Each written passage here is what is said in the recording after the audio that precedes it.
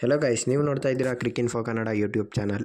ಇವತ್ತು ನಾವು RCB ಮತ್ತು KKRನ ಇನಾಗ್ರಲ್ ಮ್ಯಾಚ್ನಲ್ಲಿ KKRನ ಪ್ಲೇಯಿಂಗ್ 11 ಯಾವ ಥರ ಇರುತ್ತೆ ಮತ್ತು KKRನ ಯಾವ ಪ್ಲೇಯರ್ಸ್ RCBಗೆ ಮುಳುವಾಗಬಹುದು ಎಂದು ನೋಡೋಣ. RCB ತಂಡದ ಪ್ಲೇಯಿಂಗ್ 11 ಮತ್ತು ಪ್ರಿವ್ಯೂ ವಿಡಿಯೋ ಈಗಾಗಲೇ ಮಾಡಿದ್ದೇನೆ, ಆದ್ದರಿಂದ ಚಾನಲಲ್ಲಿದೆ ನೋಡಬಹುದು.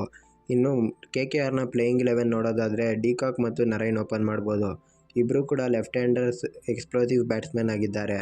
ನರೈನ್ ಮತ್ತು ಡಿಕಾಕ್ನ ಪವರ್ ಪ್ಲೇನಲ್ಲೇ ಔಟ್ ಮಾಡಿಲ್ಲ ಅಂದರೆ ಎಕ್ಸ್ಪ್ಲೋಸಿವ್ ಸ್ಟಾರ್ಟ್ ಕೊಡೋ ಸಾಧ್ಯತೆ ತುಂಬ ಇರುತ್ತೆ.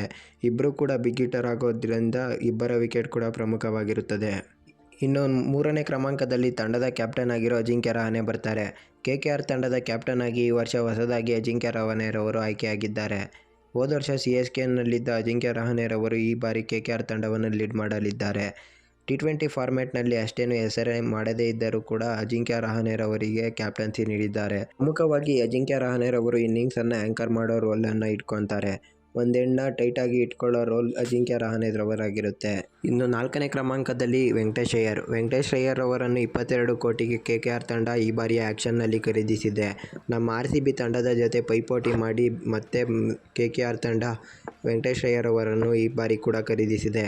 ಹಿಂದಿನ ಸೀಸನ್ನಲ್ಲಿ ಚಾಂಪಿಯನ್ ಆಗಲು ವೆಂಕಟೇಶ್ ಅಯ್ಯರ್ ಅವರು ಕೂಡ ಪ್ರಮುಖ ಪಾತ್ರವನ್ನು ವಹಿಸಿದ್ದರು. ಇನ್ನು 5ನೇ ಕ್ರಮಾಂಕದಲ್ಲಿ ಫಿನಿಷರ್ ಎಂದೇ ಫೇಮಸ್ ಆಗಿರೋ ರಿಂಕು ಸಿಂಗ್ ಬರ್ತಾರೆ. ರಿಂಕು ಸಿಂಗ್ ಈ ಹಿಂದಿನ ಸೀಸನ್ಗಳಲ್ಲಿ 6 ಬಾಲ್ಗೆ 6 ಸಿಕ್ಸ್ ನಮ್ಮ ಯಶ್ ದಯಾಲ್ ವಿರುದ್ಧವೇ ಹೊಡೆದಿದ್ದರು. ಆದ್ದರಿಂದ ಇವರನ್ನು ಕೂಡ ಬೇಗ ಔಟ್ ಮಾಡಬೇಕಾಗುತ್ತದೆ.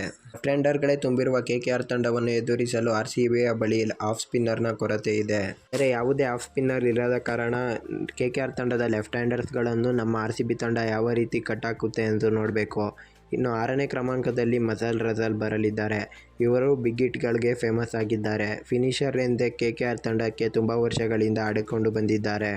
ಇನ್ನು 7ನೇ ಕ್ರಮಾಂಕದಲ್ಲಿ KKR ತಂಡ ರಿಟೈನ್ ಮಾಡಿದ ಮತ್ತೊಬ್ಬ ಅನ್ಕ್ಯಾಪ್ಡ್ ಪ್ಲೇಯರ್ ಆಗಿದ್ದ ರಮಣ್ದೀಪ್ ಸಿಂಗ್ ರವರು ಬರಲಿದ್ದಾರೆ. ಇವರು ರಿಟೈನ್ ಮಾಡಿದ್ದಾಗ ಅನ್ಕ್ಯಾಪ್ ಪ್ಲೇಯರ್ ಆದರೂ ಕೂಡ ಆಕ್ಷನ್ ಮುಗಿದ ನಂತರ ರಮಣ್ದೀಪ್ ರವರು ಇಂಡಿಯಾ ಟೀಮ್ಗೂ ಕೂಡ ಡೆಬ್ಯೂ ಮಾಡಿದ್ದಾರೆ. ಇಂಡಿಯಾಗೆ ಆಡಿದ ಎಕ್ಸ್ಪೀರಿಯನ್ಸ್ ಇದೆ. ಇನ್ನು ಫಾಸ್ಟ್ ಬೌಲರ್ಸ್ಗಳಾಗಿ ಹರ್ಷಿತ್ ರಾಣಾ, ವೈಭವ್ ಅರೋರಾ ಇದ್ದಾರೆ. ಇವರಿಬ್ಬರು ಕೂಡ ಹಿಂದಿನ ಸೀಸನ್ನಲ್ಲಿ ತುಂಬಾ ಒಳ್ಳೆ ಪರ್ಫಾರ್ಮೆನ್ಸ್ ನೀಡಿದರು. ಹರ್ಷಿತ್ ರಾಣಾರವರು ಇಂಡಿಯಾ ಟೀಮ್ಗೂ ಡೆಬ್ಯೂ ಮಾಡಿ ತುಂಬಾ ಒಳ್ಳೆ ಪರ್ಫಾರ್ಮೆನ್ಸ್ ನೀಡ್ತಾ ಇದ್ದಾರೆ. ಆದ್ದರಿಂದ ಇವರ ಬೌಲಿಂಗ್ ಅಟ್ಯಾಕ್ ಕೂಡ ತುಂಬಾ ಸ್ಟ್ರಾಂಗ್ ಆಗಿ ಕಾಣ್ತಾ ಇದೆ. ಇನ್ನು ಸ್ಪಿನ್ ಬೌಲರ್ ಆದ ವರುಣ್ ಚಕ್ರವರ್ತಿ ಇದ್ದಾರೆ. ವರುಣ್ ಚಕ್ರವರ್ತಿ ಕೂಡ ಇಂಡಿಯಾ ಚಾಂಪಿಯನ್ಸ್ ಟ್ರೋಫಿ ಗೆಲ್ಲುವಲ್ಲಿ ತುಂಬ ಪ್ರಮುಖ ಪಾತ್ರವನ್ನು ವಹಿಸಿದ್ದರು. ಸುನಿಲ್ ನರೈನ್ ಮತ್ತು ವರುಣ್ ಚಕ್ರವರ್ತಿಯ ಜೋಡಿ ನಮ್ಮ RCB ತಂಡದ ಬ್ಯಾಟರ್ಗಳಿಗೆ ತೊಂದರೆ ಕೊಡುವ ಸಾಧ್ಯತೆ ಇದೆ.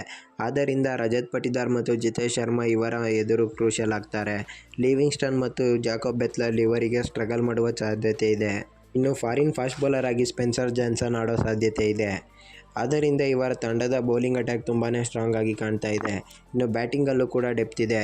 ಇನ್ನು ಇಂಪ್ಯಾಕ್ಟ್ ಪ್ಲೇಯರ್ಗಳಾಗಿ ರಘುವಂಶಿ, ಮನೀಶ್ ಪಾಂಡೆ, ಲೂಯಿಸ್ ಸಿಸೋಡಿಯಾ, ಉಮ್ರಾನ್ ಮಲಿಕ್ ಅವೈಲಬಲ್ ಇದ್ದಾರೆ. ಬ್ಯಾಟ್ಸ್ಮನ್ ಬೇಕಾದಲ್ಲಿ ರಘುವಂಶಿ ಆಡುವ ಸಾಧ್ಯತೆ ಇದೆ. ನಮ್ಮ ಕನ್ನಡಿಗ ಲೂಯಿಸ್ ಸಿಸೋಡಿಯಾ ಮತ್ತು ಮನೀಶ್ ಪಾಂಡೆ ಕೂಡ ಇದ್ದಾರೆ. ಇನ್ನು ಬೌಲರ್ ಆಗಿ ಫಾಸ್ಟ್ ಬೌಲರ್ ಆದ ಉಮ್ರಾನ್ ಮಲಿಕ್ ರವರು ಕೂಡ ಬೆಂಚ್ನಲ್ಲಿ ಇರುತ್ತಾರೆ.